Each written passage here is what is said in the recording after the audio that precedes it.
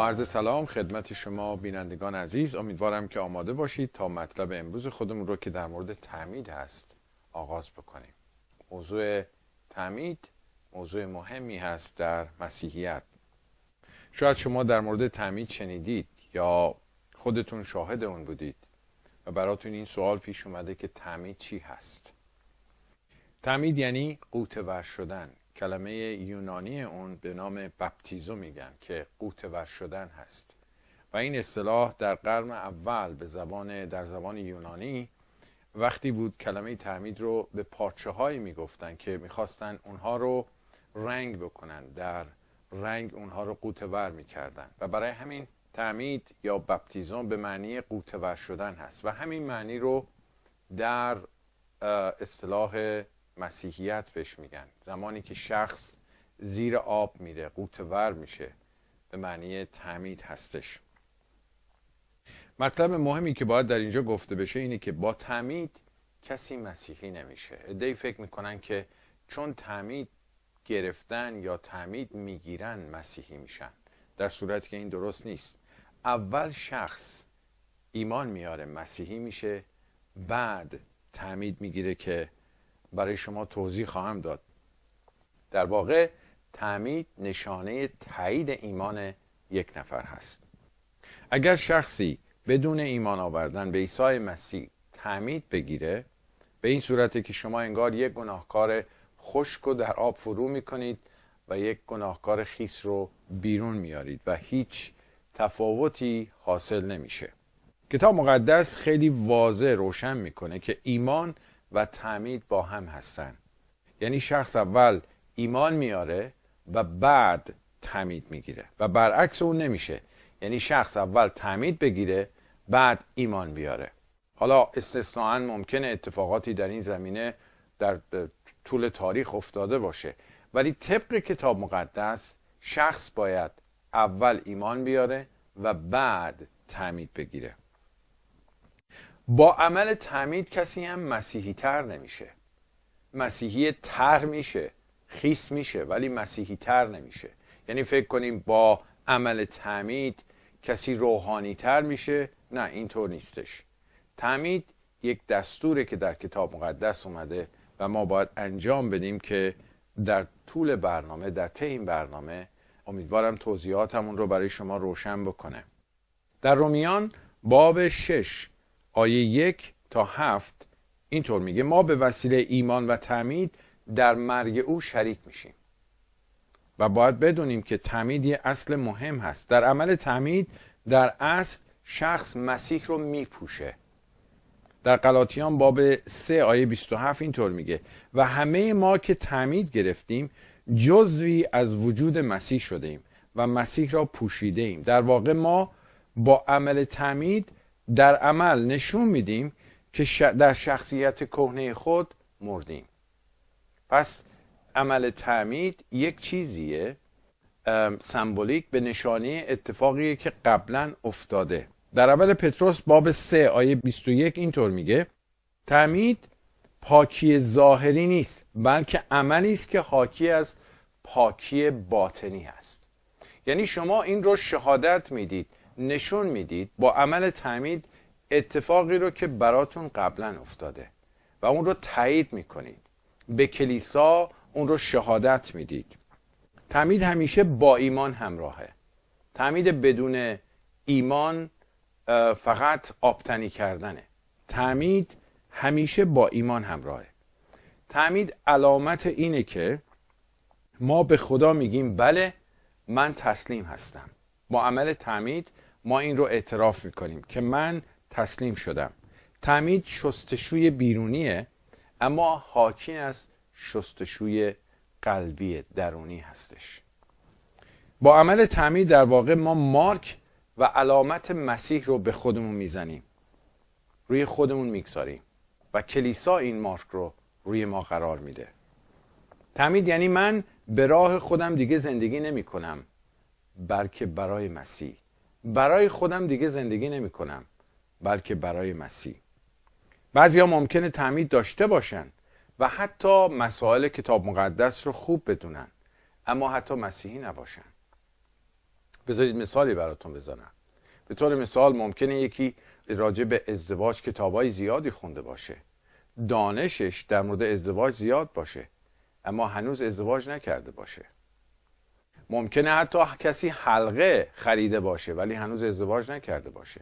پس داشتن تعمید نشانگر این نیست که کسی مسیحی شده. گفتم خدمتون عرض کردم که اول شخص ایمان میاره و بعد تعمید میگیره. حتی ممکنه یکی علم و دانش کتاب مقدسیش خیلی بالا باشه، خوب باشه، ولی نشون دهنده این نیست که شخص مسیحیه. تعمید یک دستور از طرف خدا هست. در اعمال رسولان باب 2 آیه 16 اینطور میگه: به نام خداوند غسل تعمید بگیر تا از گناهانت پاک بشی. باز عرض کردم این علامت اینه که کاری که برای ما انجام شده، اتفاق افتاده، این شهادت را میده. پس بنابراین تعمید دل بخواهی نیست. بعضیا ممکنه بگن من ایمان دارم ولی نمیخوام تعمید بگیرم. تعمید دستور کلام خداست، دستور عیسی مسیحه.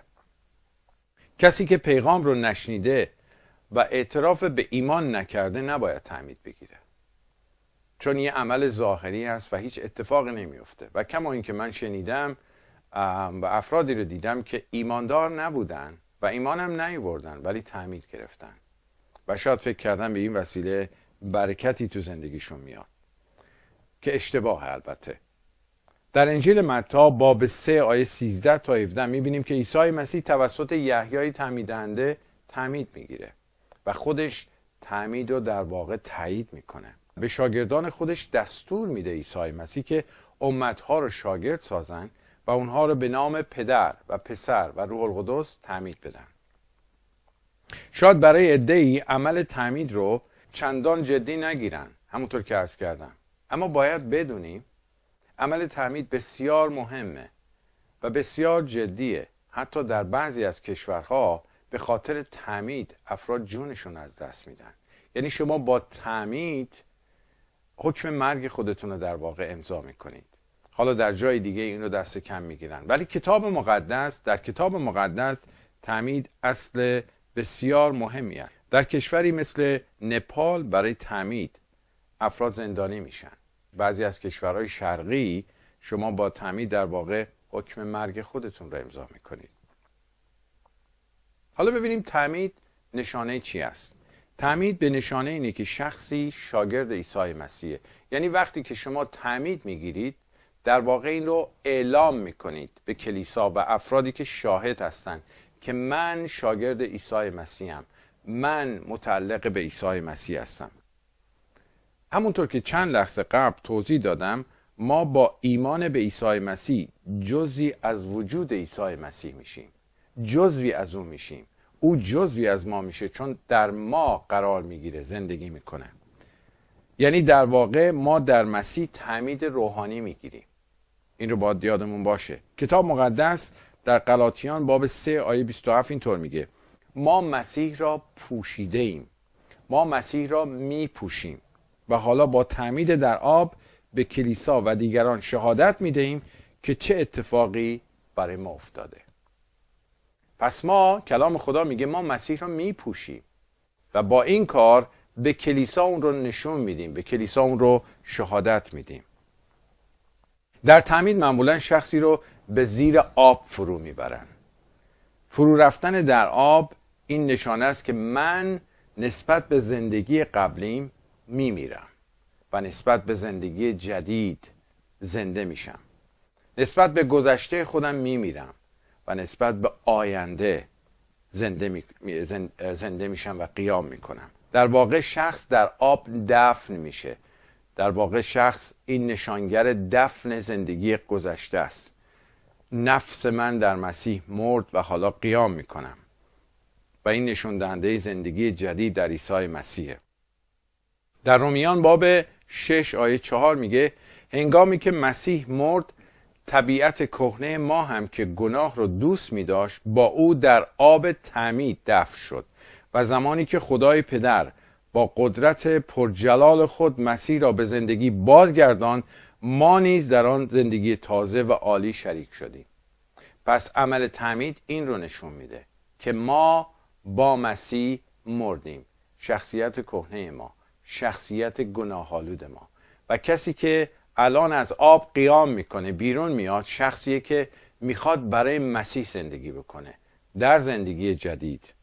عمل تعمید، عرض کردم، یک چیز دل بخواهی نیست که شخصی نخواد تعمید بگیره. در واقع اونقدر اهمیت داره که عیسی مسیح در آخرین گفتار خودش وقتی که با شاگردان روی زمین بود از آن یاد میکنه. در مرقس باب 16 آیه 16 عیسی مسیح فرمود کسانی که ایمان بیاورند و غسل تعمید بگیرند نجات مییابند. اول میگه ایمان بیارن و بعد غسل تعمید بگیرن. هر جا در کتاب مقدس کلمه تعمید میاد از قبل از اون از ایمان صحبت میکنه. اما کسانی که ایمان نیاورند داوری خواهند شد.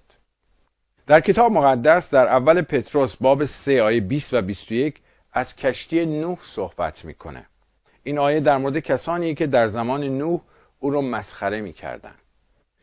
وقتی که خدا دستور ساختن کشتی رو به نوح داد، در طول ساختن کشتی نوح برای مردم صحبت میکرد، موعظه میکرد. مردم از اون سوال میکردن جریان چیه؟ چرا کشتی رو در بیابان میسازی؟ و او گفت طبق دستور خدا، طبق اراده خدا سیلی خواهد اومد و آب تمام دنیا رو فرو میگیره و هر کسی که داخل کشتی نباشه از بین خواهد رفت. و مردم او رو مسخره میکردن، تمسخر کردن او رو و فقط 8 نفر وارد کشتی شدن و کشتی در آب غوطه‌ور شد، شناور شد.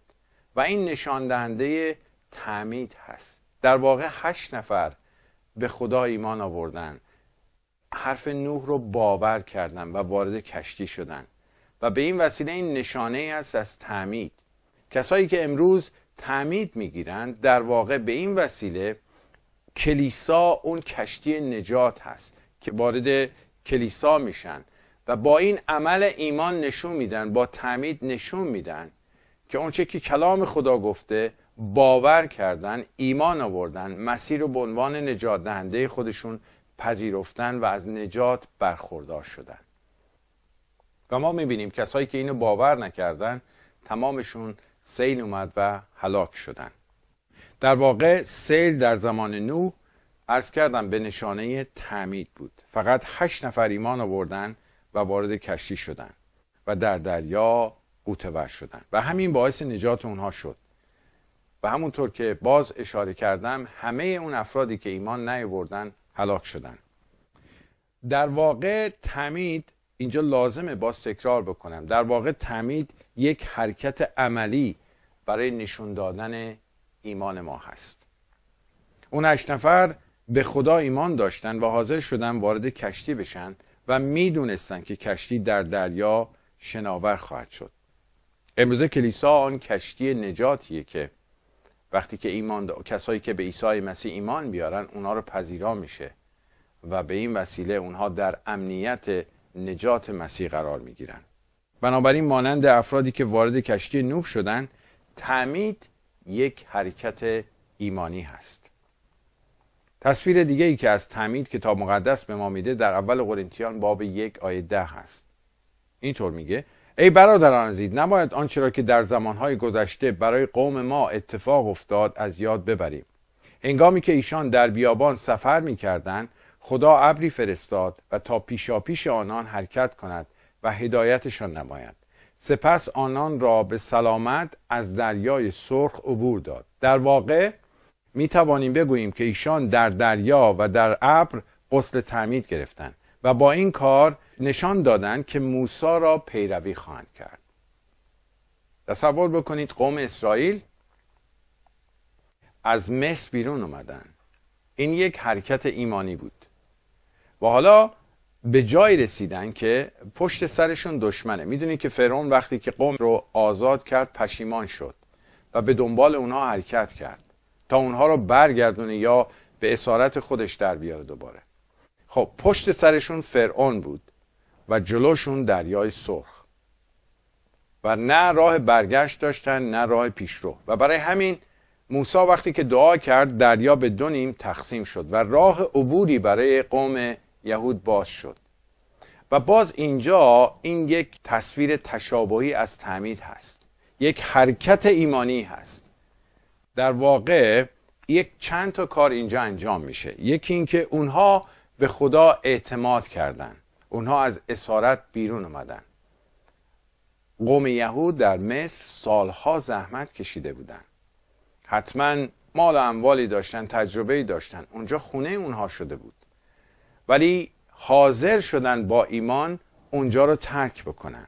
در واقع به خدا اعتماد کردن. دوم، اونها همه چیز رو ترک کردن، گذشته در مصر و اون چه که داشتن. سوم، آینده جدیدی در انتظار اونها بود که اونها نمیدونستن چی است، ولی اون رو پذیرفتن با ایمان. این آینده ناشناخته بود ولی اونها اعتماد کردن. و چهارم، اونها از افراد معمولی به افراد جنگجو تبدیل شدن. و پنجم، اونها دیگه تحت فرمان فرعون نبودن، حالا تحت هدایت و فرمان خدا بودن. این اتفاقی که افتاد و اون عبور اونها از دریا نشانگر این مسئله بود.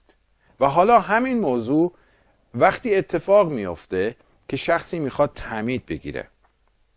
در واقع این اتفاقا برای کسی میفته که به عیسی مسیح ایمان میاره و تعمید میگیره. این شخص به خدا اعتماد میکنه، از اسارت شیطان بیرون میاد.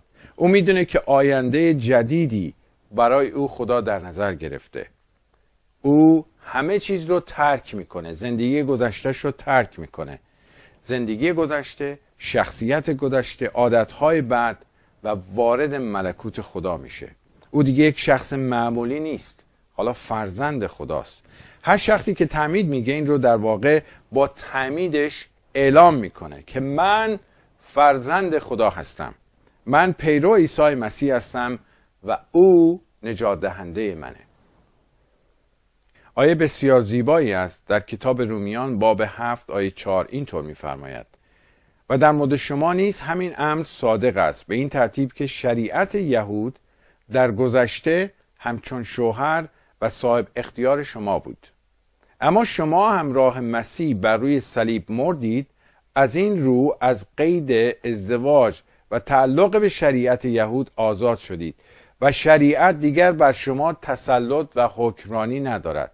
سپس همونطور که مسیح زنده شد، شما هم زنده شدید و اکنون شخص جدیدی شدید. حال میتوان گفت که شما با آن کسی که از مردگان برخاست و زنده شد ازدواج کردید و از این رو میتوانید برای خدمت خدا مفید واقع بشید و ثمر بیارید. تعمید در واقع مراسم ازدواج شما با عیسی مسیحه. یک مراسم ازدواج، شما با تعمیدتون با مسیح ازدواج میکنید. یک ازدواج همیشگی، یک پیوند همیشگی بهتره بگیم. شخصی که تعمید میگیره در واقع به عضویت کلیسا در میاد. با عمل تعمید شخصی رسما به عضویت بدن مسیح پذیرفته میشه. معمولا در مراسم تعمید کلیسا و یا مسئول کلیسا از شخص تقاضا میکنه که شرح ایمان آوردنشو بده. اونجا بهش ما میگیم شهادت شخصی، یعنی که چطور به چه وسیله زندگی قبل از اینکه ایمان بیاره و چطور شد ایمان آورد و چه اتفاقی بعد از ایمان در زندگیش چه تغییری به وجود اومده و شخص این رو بازگو میکنه. و با مراسم تعمید کلیسا در واقع شخص رو تاییدش میکنه، اون رو میپذیره به عنوان عضوی از بدن مسیح. و با این مراسم که یک تعهد دو طرفه است، در واقع کلیسا نسبت به اون شخصی که تعمید میگیره متحد میشه، شخصی که تعمید میگیره نسبت به کلیسا متحد میشه. و متاسفانه دیده میشه افرادی که بدونی که اطلاع داشته باشن فقط میدونن که باید برن تو آب و بیان بیرون. در واقع عمل تعمید امر بسیار مهمی هست و معنی و مفهوم بسیار عمیق‌تری داره و همونطور که گفتم این نشانگر تعهد ماست، نشانگر ایمانیه که ما به عیسی مسیح آوردیم. و با این ترتیب که عرض کردم، یه نفر که تعمید میگیره یک تعهد، یک قرارداد دو طرفه روحانی در واقع بسته میشه و اون تعهد اینه که یکدیگر رو تشویق کنن، حمایت کنن، یکدیگر رو بنا کنن، یعنی کلیسا شخص رو، شخص کلیسا رو، یکدیگر رو محبت کنن، یکدیگر رو خدمت بکنن و با هم در رسوندن خبر خوش انجیل متحد بشن. این عمل تعمید این معنی رو میده. در واقع شخصی که تعمید میگیره دیگه در کلیسا مهمان نیست، به عضویت خانواده یعنی کلیسا در میاد، عضو فامیل روحانی میشه. این نکته مهم رو باید اضافه کنم که با عمل تعمید خدا شما رو در واقع به عضویت فامیل روحانی میپذیره. عضویت در کلیسا بسیار امر مهمیه.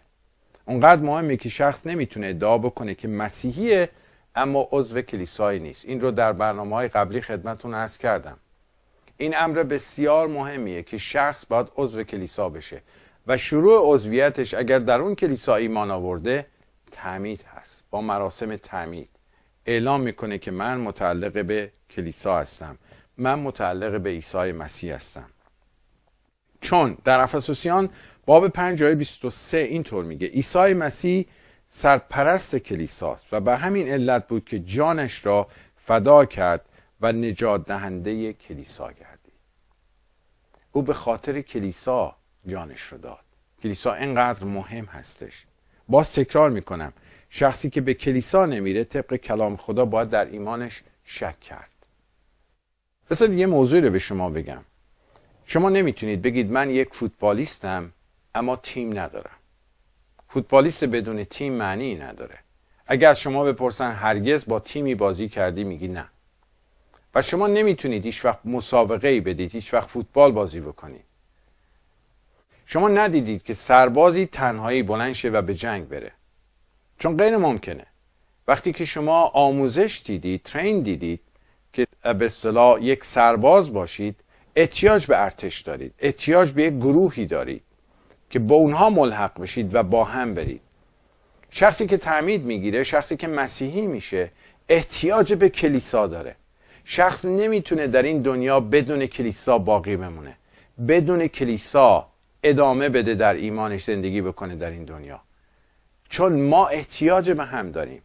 کلیسا احتیاج به شخص داره، شخص احتیاج به کلیسا داره. فراموش نکنید در برنامه‌های قبلی در مورد کلیسا که صحبت شد گفتیم کلیسا ساختمان نیست. کلیسا متشکل از جمع ایمانداران هست. پس خیلی مهمه، اهمیت داره که شخص حتما عضو کلیسا باشه. صحبت اینه که چند بار باید تعمید بگیریم. در افسوسیان باب 4 آیه 5 میگه برای ما فقط یک خداوند، یک ایمان و یک تعمید وجود داره. یک ایمان، یک خداوند، یک تعمید. یک بار تعمید بگیریم کافیه، ولی تعمیدی که همراه با ایمان باشه. ایمان آورده باشیم و تعمید بگیریم. لازم نیست هر وقت که دوباره احساس کردیم بگیم حالا من فکر کنم دوباره باید تعمید بگیرم. اینطور نیست. تعمید اون آب توبه که در بعضی از ادیان ادعا میکنن نیست. آب توبه سر شخصی میریزن. اون آب توبه به خاطر گناهیه که اون شخص انجام داده. در بعضی ادیان اینطوره. تعمید نشانگر عوض شدن قلب شخصه، زندگی شخصه. پس با اون آب توبه خیلی فرق داره. تعمید نشانگر زندگی جدید برای خداونده. این رو باید حتما ما بدونیم.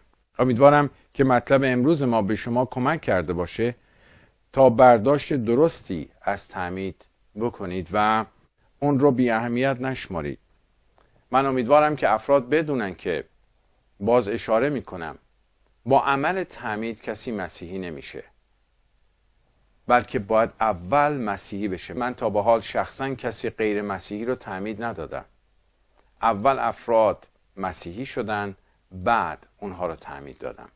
اول افراد ایمان آوردن و بعد اونها رو تعمید دادم. امیدوارم که با مطلب امروز به اهمیت تعمید پی برده باشید.